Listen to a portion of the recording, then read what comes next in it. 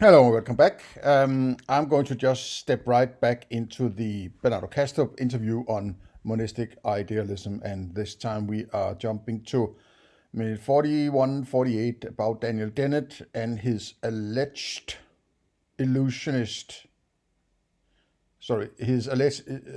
alleged traps. I'm not sure what that is, right?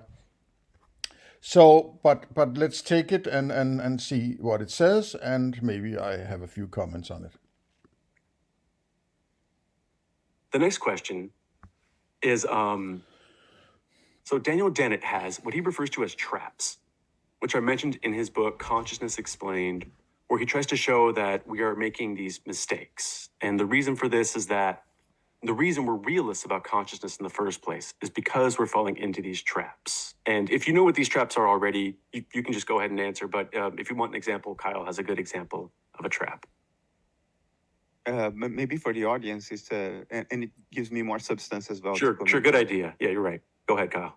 Okay, and this is all good too because now we're invading the people's castle, you could say, after the stuff they said about IAT. But okay, so there's a bunch of assumptions the illusionists and the metaphysics make, and I've done a few weeks worth of studying into their stuff. But one of their attacks is that we follow something called folk psychology. So we think, we're conscious because we're immersed in it. And a thought experiment so that people kind of understand this is, let's say there's a caveman a million years ago, and he's near some wood, and there's a lightning strike onto the wood. And he sees this reaction, whatever happens, and there's some fire on the log. And he says to himself, there must be some kind of fire demon eating the wood, and he's, I don't know, maybe pooping out fire or something. And that's what's happening. Anyway, so a flood happens, a big ice age occurs, and then a scientist finds the caveman a million years later, thaws him, and then he wakes up and says, what your stories were, and then he explained fire. And the scientist laughs and says, "Oh, no, there's no ghost eating the fire. It's just a chemical reaction and things and so forth like that." And the caveman says, "Well, that makes a lot of sense. Why would I have to believe in this kind of ghost when it's just a chemical reaction that's eating the fire?" And that explains everything. And a lot of illusionists like Keith Frankish and Daniel Dennett mentioned this too. We just don't know enough now, and we posit the mind exists, but it really doesn't. It's just chemicals and yeah. Okay, so this is one type of trap. This is the trap. But what is mind, right? If you take a look at my ontology up here, right? My approach is to start with, what do I have direct access to? Because what other starting point could you possibly take? Unless you want to delude yourself about some abstractions about what is going on, right? Nowhere in this do I need any label or point to some direct experience called mind. I have worked with 3 categories in my ontology, right? The first category is the starting point, which is qualia, which is colors, sounds, smells, tastes, and touch, right? These are the qualia. And without qualia, none of the rest will be there, right? Then among these qualia, I have a notion of particular, what I call cognitions. For instance, elephant, or laptop, or my glasses, right? My shelf, my television, whatever, right? These are not the same as the colors and sounds and smells and tastes and touch and so on, right? They are more like,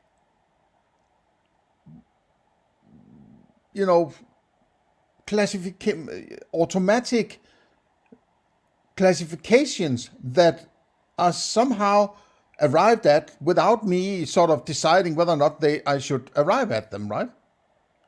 So it's sort of a part of the system that is working somewhere that I have access to, right? they call that cognitions. And it's based on concepts where for instance, a laptop is a concept, right? Go into the idea of a cognitive apparatus. There's something working behind the curtain, which I would call the cognitive apparatus, that has concepts. Like if I'm saying I'm reminding myself of an elephant, for instance, right? I don't have to experience elephant in order to recall the concept elephant. So there's some aspect somewhere where I can, draw upon that concept without actually having to experience it. And then from these qualia and cognitions, I draw all sorts of abstractions, right? All sorts of, there's emotions, feelings, desires, epistemology, idea of my household, all sorts of abstractions, right? And this category abstractions may be a very, very large one. There are several different categories within it.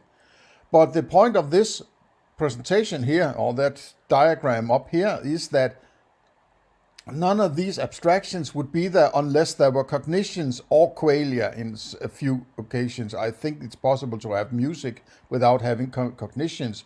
So you can have an abstraction called music without having cognitions, but directly derived from qualia, right? Where do I need mind? Where do I need it? If I slap the idea of mind on my ontology, it would be an abstraction, right? Even if I said, well, by mind I mean all of it, right? But then you would say these are all various kinds of phenomena, right? Why do I need this sort of catch-all term, mind? If I need it, it can only be of semantic or linguistic reasons. Maybe I shouldn't say semantic, I should say linguistic reason. If I have to express myself and talk about various, I might need that kind of category in order to communicate what I'm talking about. But that doesn't mean just because I came up with a category called mind, that mind has some kind of existence, right? I think the art of doing good ontology is to avoid as many labels as you possibly can. Because all these labels are going to fuck your philosophy up in the other end, because you're going to have to qualify all sorts of terms that are just brought along in order to present linguistically what you're talking about, right? And then you attach some meaning or existence to it because you came up with it. It's like saying ontology exists or something like that, right? No, ontology is just it is in itself an abstraction. All this that I present here in what I label as my ontology is one of these abstractions, right? I could have one of these boxes, one above epistemology, called ontology. That's what it is. It is not the description. This diagram, which is a description, is not the thing itself. You can never make a description the thing itself. So if you use the term mind, you're not accessing mind. You're just referring to an artificial label you have created as some kind of abstraction, right? And this is the hurdle. This is where things are switched up by Bernardo Kastrup and his ilk, right? That all of a sudden this mind becomes an existence. It's all artificial. It's all made up, right? If you want to do good philosophy, you have to start out by pointing directly to each phenomena. You can make categories, right?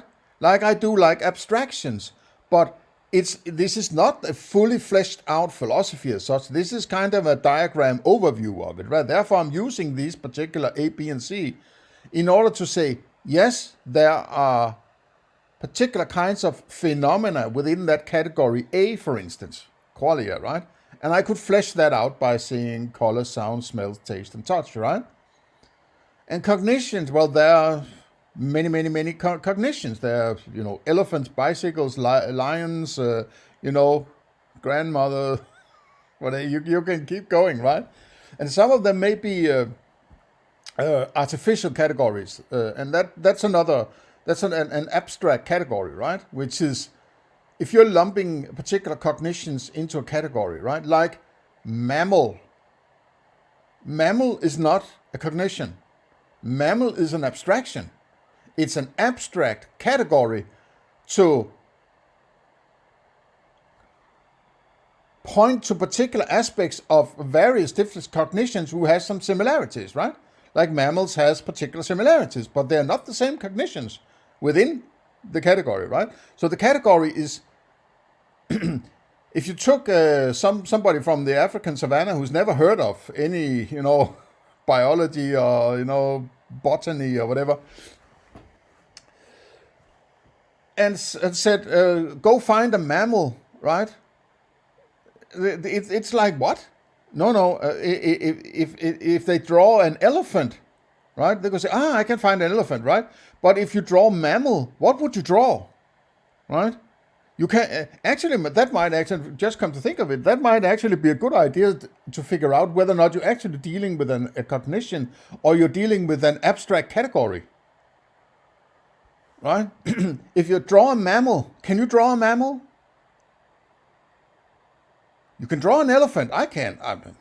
Maybe not a good one. Maybe my daughter, she's good at drawing, right? She could do it. But I could draw something that would resemble elephant, I suppose, right? I'm not bad at drawing. I could do it if I put myself together, right? But I couldn't draw a mammal, right? I would have to draw an elephant, for instance, and then say that is a mammal. Maybe I've never thought of that before. Maybe that's a good trick to I have to remember that one, right? So where did I get? It was the idea of mind, and if in this case of analytic idealism and Bernardo Kastrup and these dudes here in monistic idealism, right? If mind to them is the starting point and the foundation of their philosophy, none of their philosophy is useful. It's actually basically screwed up from the ground floor, right? So it's untrustworthy, in my opinion, right? It would be the same as saying that France, as an artificial abstraction, is what is called France is made up of France, right? Did you say you point to the Eiffel Tower? Somebody asks, well, what is it made of? Well, it's made of France. You just say, what? But apparently his ontology is made of mind, right? How can that be? It's an artificial label. You all of a sudden twist around to be some kind of existence and some kind of philosophical superstring that everything is made of. It's an incredible leap, right? And it's an invalid leap, in my opinion. Okay, let's get back to of the account of consciousness. The point that this thought exercise makes, it's a valid point, but it's not the point that they think it makes or they peddle it to make.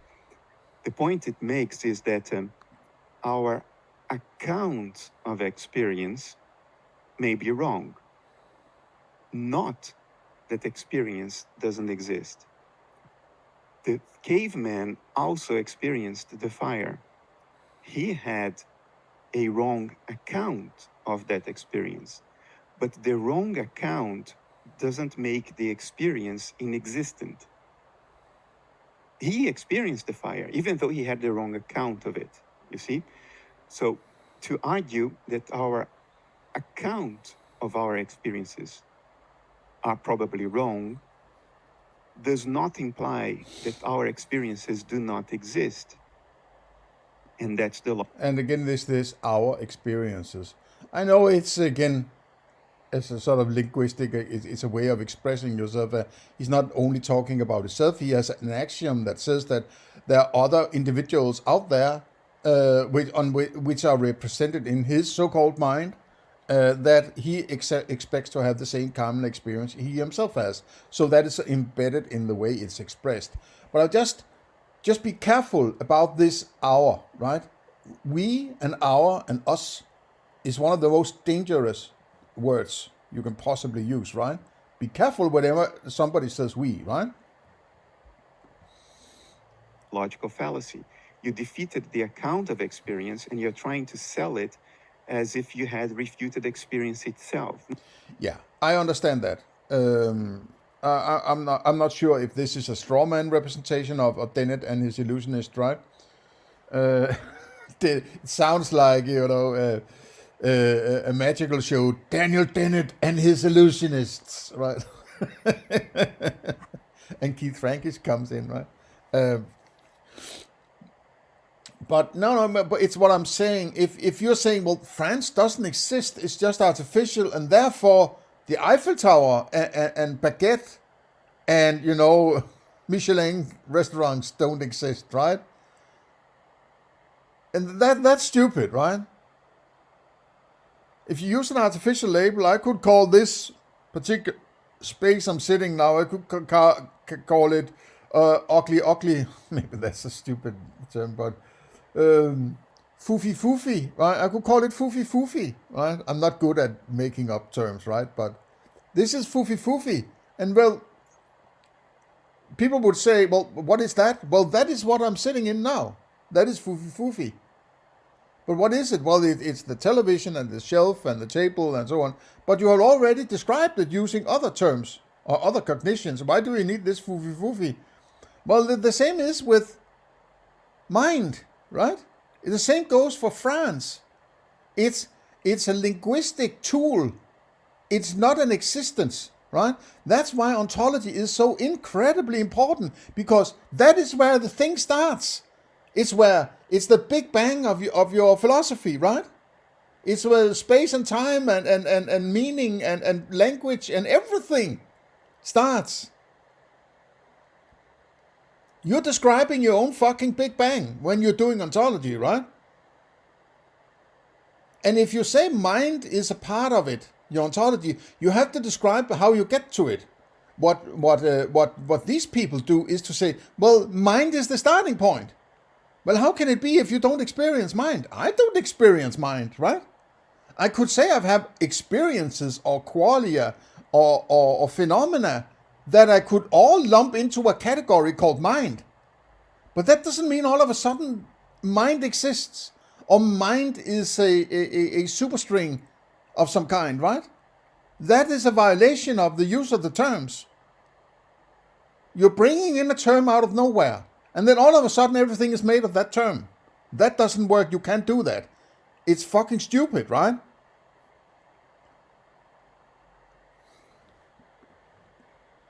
No, you only refuted the validity of an account, or you raised questions about the possible invalidity of an account.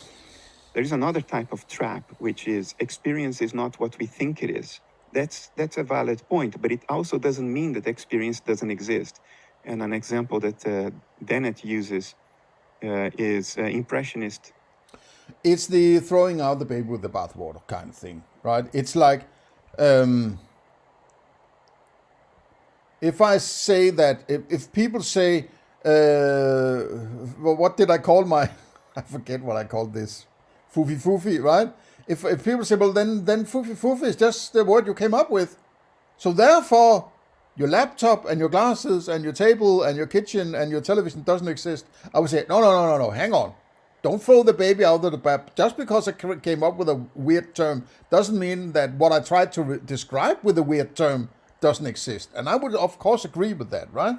And there's also this, all these academics that goes into, an infinite number of weird abstractions and sophistry. And, as soon as it starts to get cloudy, what they're saying, and it seems like it's about what terms they're using, They're out to get you, right? They're out to fool you. They might not think that they're doing it, but they are, right?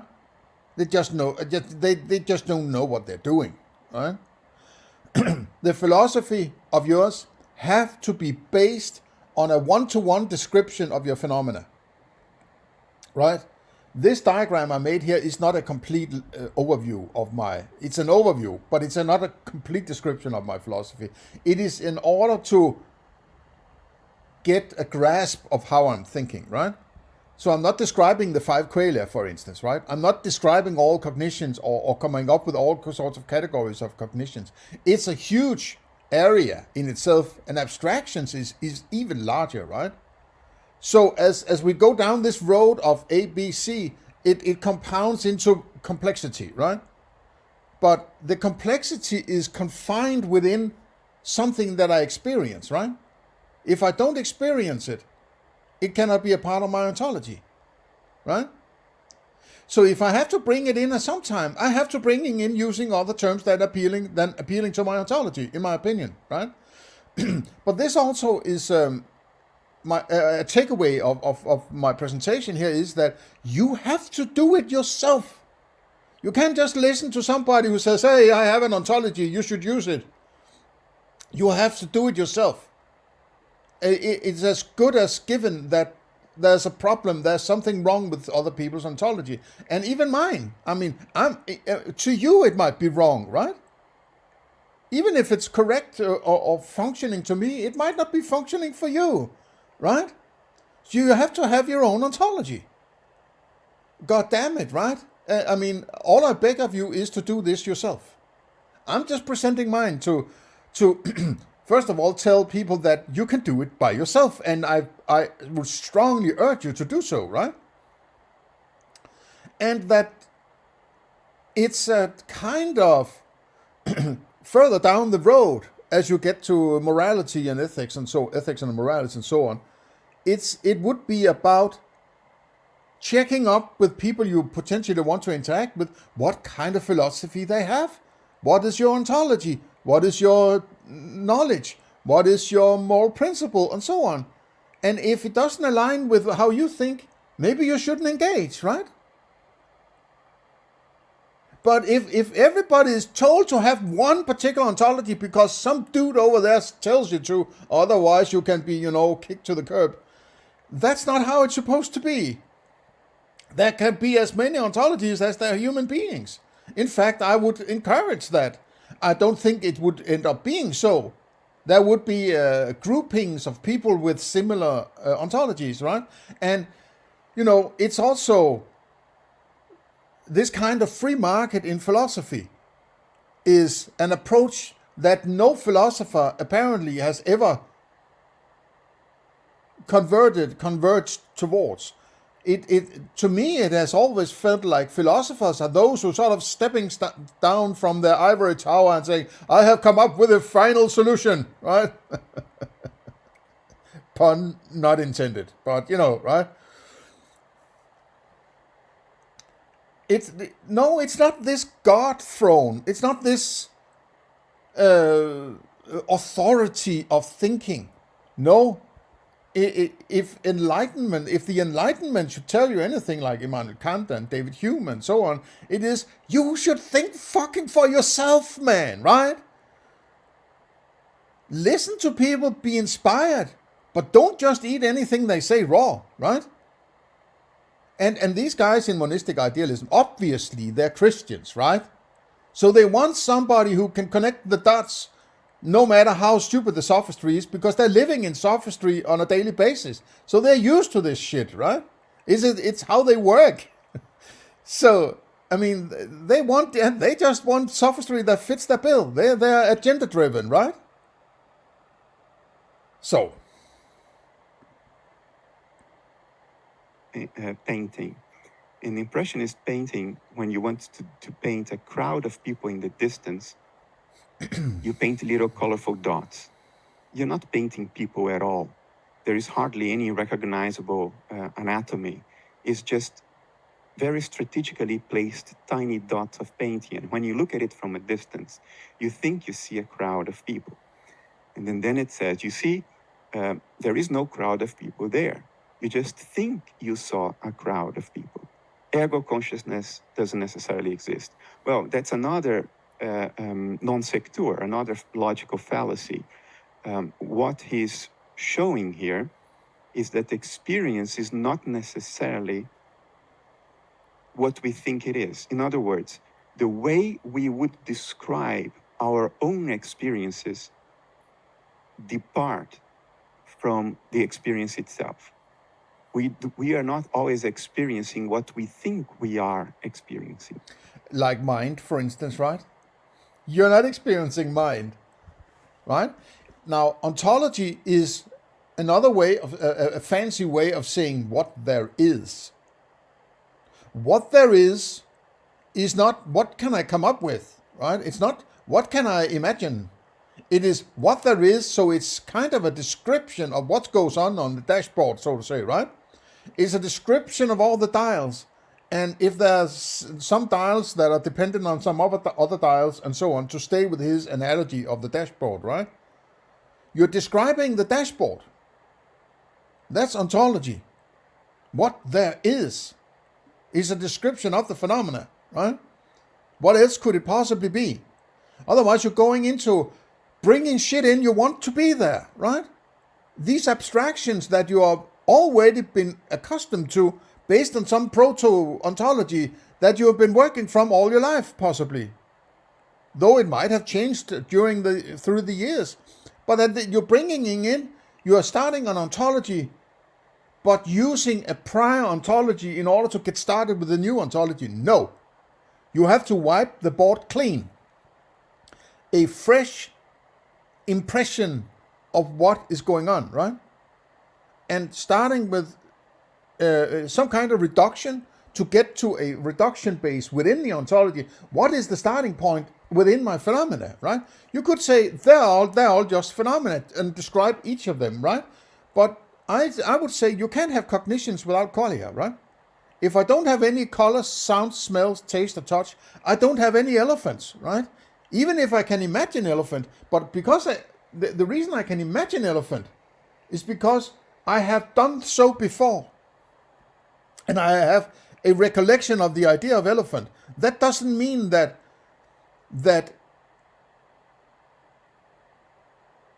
how should I put it? That doesn't mean that elephants exist on their own, right? They don't come from some magical platonic realm or something like that, right?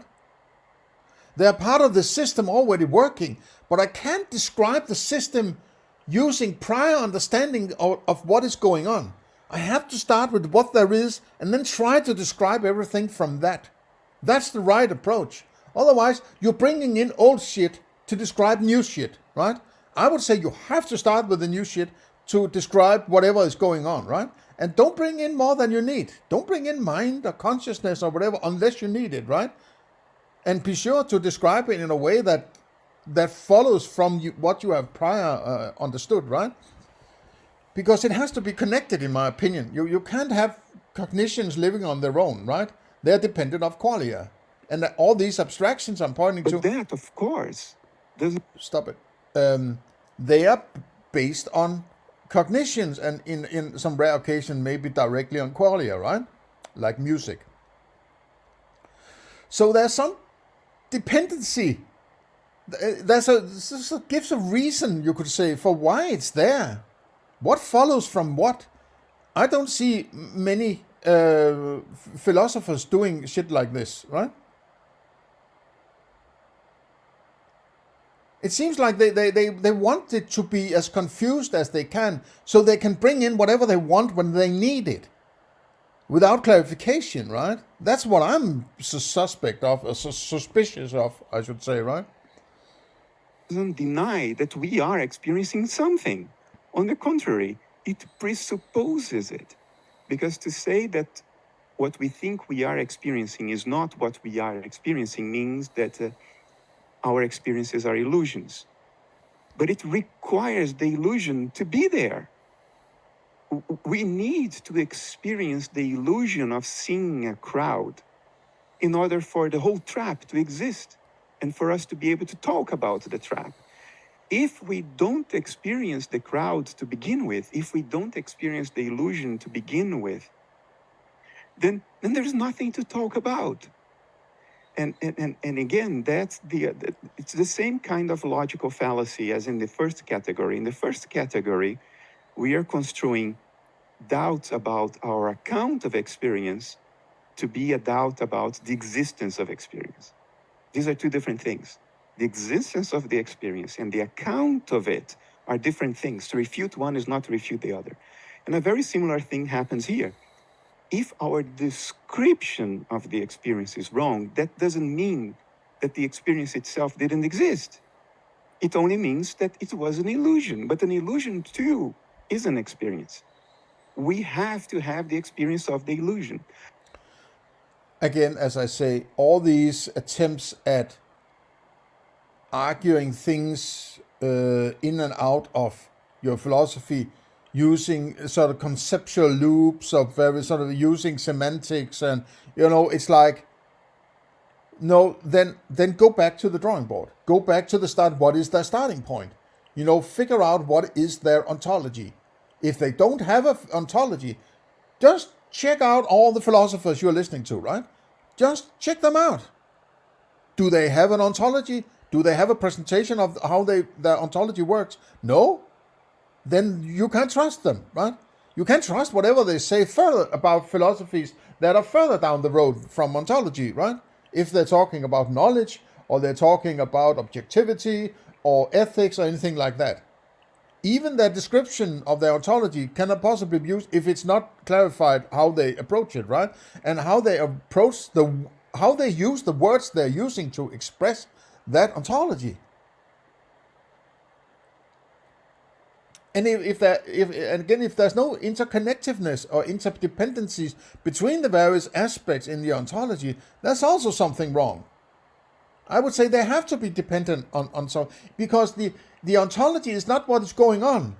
The ontology is how you understand what is going on, how you present what is going on, how you make it useful to approach what is going on, and then there has to be interdependencies of some kind, right?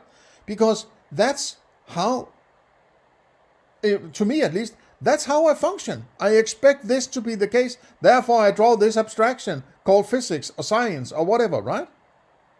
So you can't do something in your everyday that is disconnected from how your philosophy is. It has to be reflected in the philosophy. Otherwise, you have to change the way you go about doing your day. If you're changing the foundations of you can't do science in the original way, but your ontology and philosophy doesn't reflect it. There's something wrong then, right? One of them have to go, if not both of them. None of this stuff, none of these traps, and this is so obvious, it's embarrassing for the three of us to be talking about it, because we find ourselves in a society that requires a podcast episode in what? We find ourselves in what? Can you describe the ontology of society, please, right? Where does it fit in your ontology? Where is that? What is it? Is it a cognition? Is it a qualia? Is it an abstraction? What is it? Is it a third, or fourth, or fifth category that what is it? Is it the same as physics? Is it a part of physics? Have you arrived at society by using science, or what? What is it? I don't like philosophy like that, where they're just mentioning shit out of the blue. It might be something that everybody else mentions, but that doesn't, validate it just because everybody is using that term, right? Back in the day, people may have said the ether. And just because everybody said ether doesn't mean that it's all of a sudden validated. Or everybody said the Earth is the center of the solar system. Everybody said that, so therefore it's okay. No, it's not okay. It's not validated, right? Three thoughtful people are arguing against what is obviously nonsensical, as if it were needed to argue for it. But here we are in the early 21st century, so let's bite the bullet and acknowledge the need to do that. The extrapolation that the illusory nature of experience or the wrong account of experience actually means that experience itself doesn't exist is utterly idiotic. It's downright stupid. It's only not stupid if you surreptitiously redefine the word experience to mean something other than the rest of us understands the word to mean. And that's exactly what illusionists do.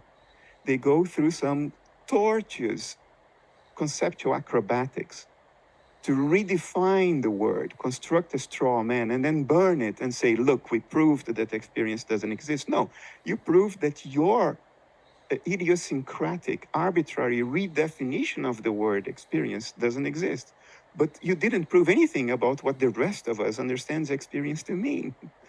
And there are other ridiculous circularities in illusion. But this is again, it's as he points out, and I think I agree with his framing of what illusionists are attempting to do. Right? They are creating semantic violations or understanding, so that it can say, well, but the semantics of this means this, and therefore I can sort of it's moving the words about, right? But just twisting the words around doesn't change whatever the words are describing, if they're describing something, right?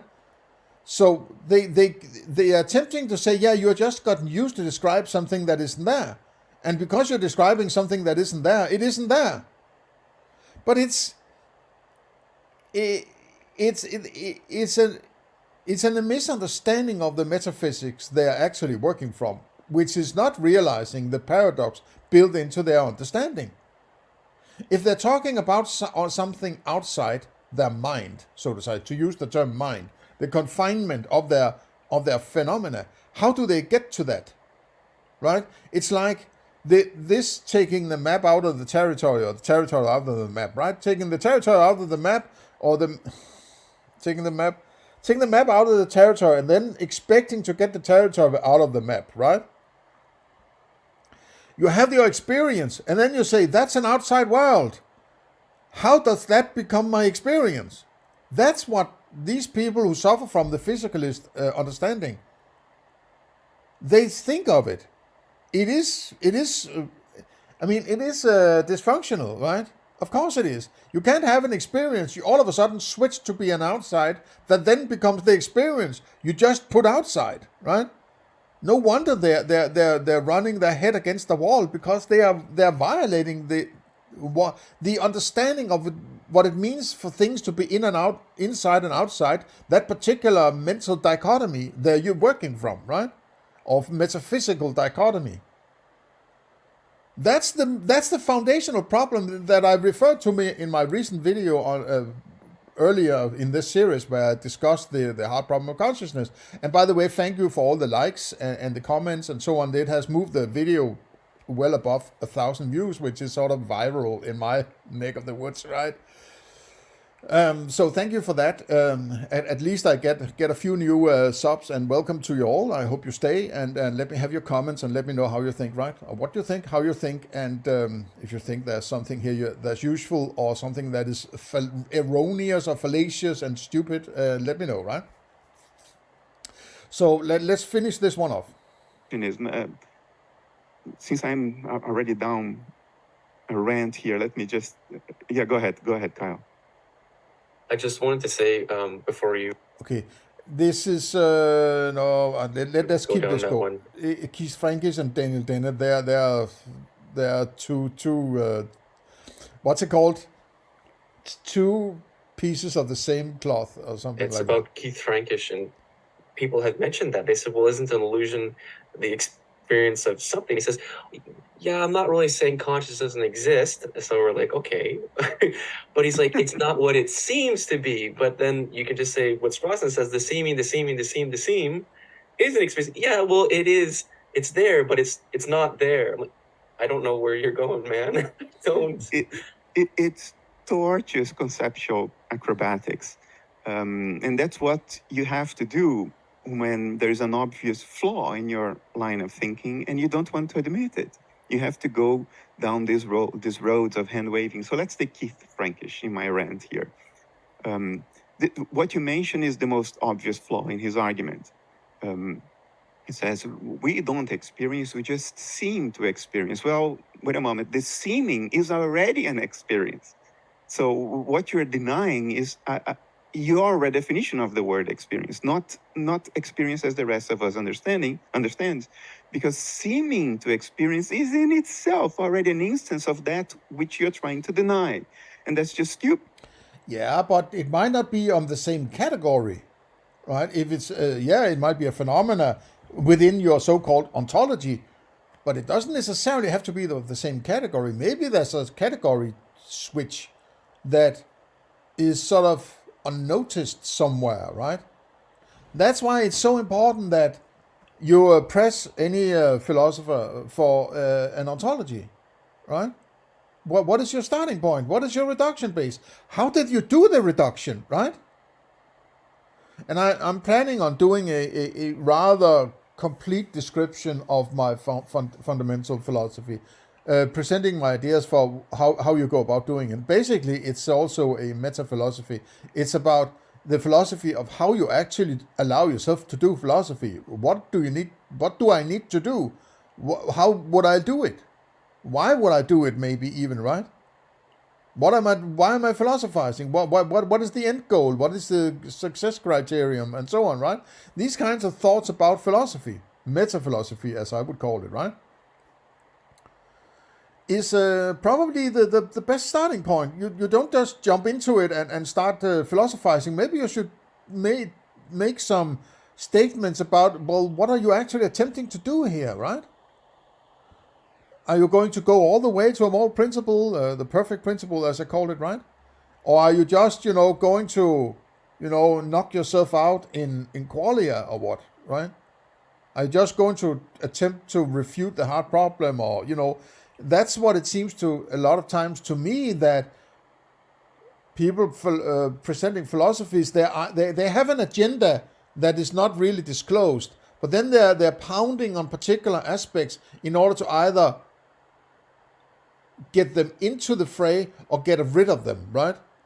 Either they're going to use in order to qualify their own philosophy, but merely maybe by pointing out the shortcomings of somebody else's philosophy, and thereby make it more likely that their own is good or something, rather than just saying, no, I'm starting from the ground, I'm building it stone by stone, right? So It's just silly. There is another circularity in his argument. He will, following Dennett, he will say that the brain creates these digests of its own experiences. It reports to itself at a metacognitive level a simplified digest of its own activity. And it's because of this digest that we believe in consciousness. So the point is the following. There is only neuronal activity. There is only neuronal firing. And neurotransmitters drifting across synaptic clefts and locking into receptors. That's no, but I'm jumping in a bit here, right? But if you look at my presentation here, right, this ontology I have presented here with the broken lines around it, right? This in itself is an abstraction, which is a phenomena in my ontology. But the abstraction itself attempts to describe the whole ontology, but this presentation in itself is one of these abstractions, not the whole ontology. It's a description of ontology, or the description of the phenomena. It is not the phenomena. That's an important distinction, right? So if all I can present here is not qualia or cognitions or abstractions, they are, though I am using colors and shapes and various to present it, but that doesn't mean that this presentation in itself is that qualia. It's an abstraction to present an idea, so to say, right? So if all I can do is present my abstractions in a way that pounds on your qualia and cognitions in order to get to that abstraction, then I'm basically working in abstractions all the time, right? You could maybe argue that. And maybe you could argue that all these abstractions are just little digests, as Dennett apparently. But you know, it's a you have to be careful, right? That you're not stepping further than you can actually do, right? You have to stick to your ground. And it has to, in my opinion, always point back to cognitions. Whatever you come up with have to point back to cognitions, right? So my ontology has to, my abstraction, my ontology has to point back to cognition somehow, right? And, I mean, it needs a little bit, it's, I can have an abstraction called my ontology, based on what is actually the phenomena I'm referring to in that ontology, without expressing it to you. So I don't need this translation into language and back into understanding and qualia and cognitions and abstractions, potentially in your ontology, right? I could live alone on an island and have my own ontology without expressing it, right? I don't need to express an ontology in order to have it. So it's like this ontology abstraction of mine can live perfectly fine as just an abstraction that I'm working from, right? It's an abstraction that describes all the other abstraction and what they are based on. So it's maybe a meta abstraction, right? So, okay. That's all there is.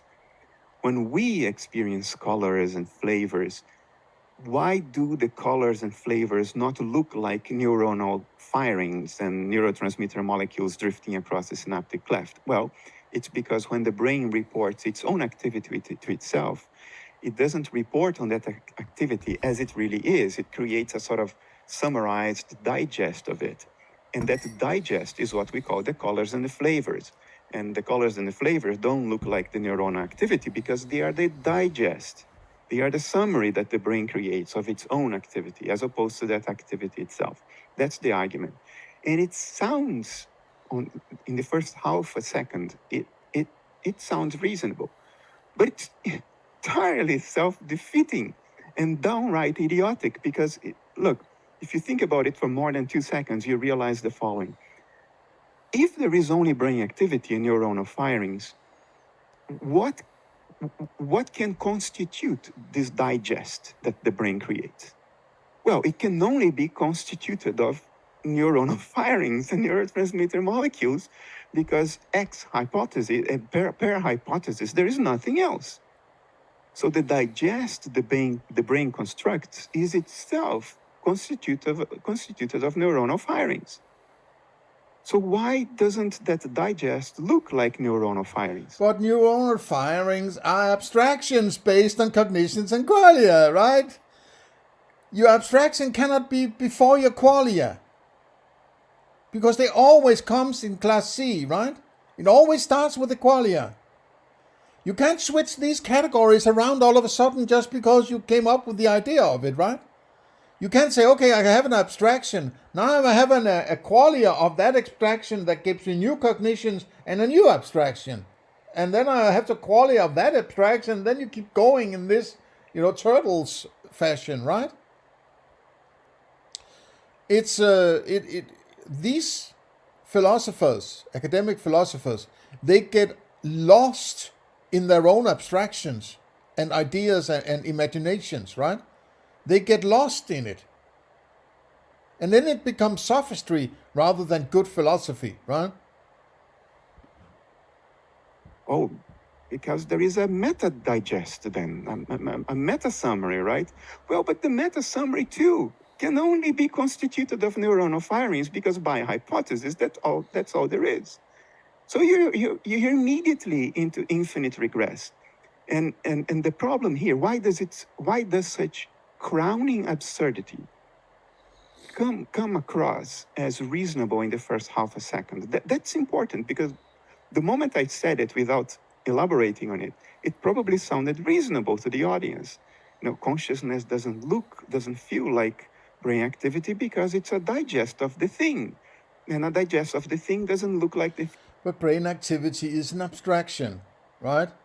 You can't have an abstraction and then go and say, now I'm going to come up with some qualia that represents that abstraction.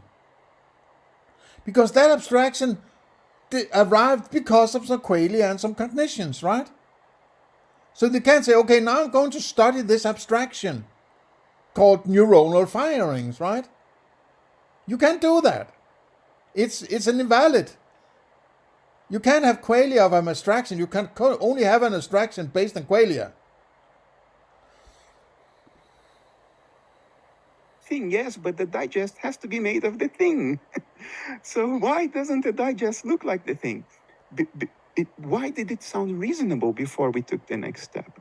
And the reason is we confuse the structure of language for the structure of that which language is talking about. Because something comes across as well-formed syntactically in language, we think that it corresponds to something plausible in reality, which is the thing language describes. Okay, so maybe you should grab your own tits here, right, Mr. Bernardo Kastrup? So just because you're using the term mind in language doesn't necessarily mean that mind exists, right?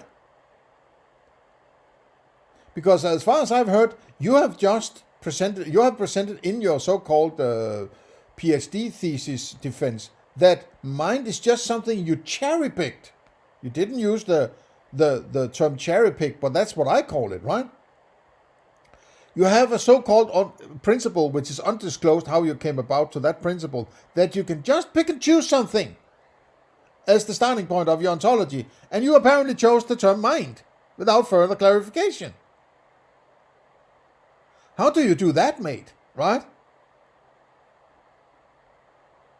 That's a much more, incredible leap out of nowhere. Just choosing something to be your reduction base and then explain everything by that, right? I don't buy that, right? Because you have to describe the whole plate of phenomena. You can't just choose something, right? If there is some built-in interdependencies, you can't just force feed or force explain those phenomena using one particular abstraction called mind. And first of all, an abstraction cannot be used to describe your ontology because it's not foundational. An abstraction is not foundational, right? At least in my opinion. So the monistic idea or idealism using mind as everything is fucked up from the beginning.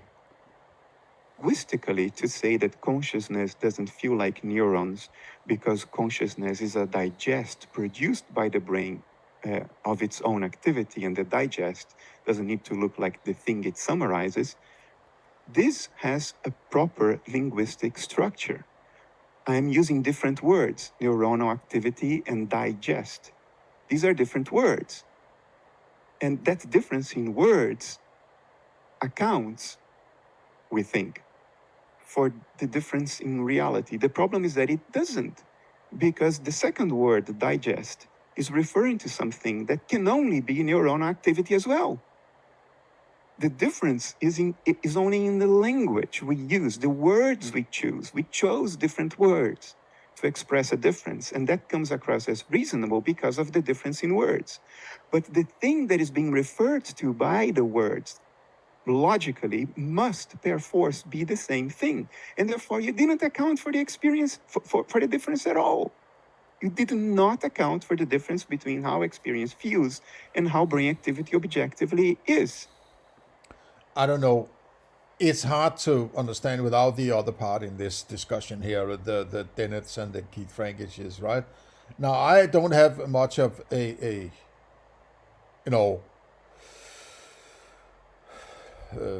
interest in illusionism. From what I can judge, it's just linguistic manipulation, right? To try to argue the hard problem away by basically arguing the idea of consciousness away, right? But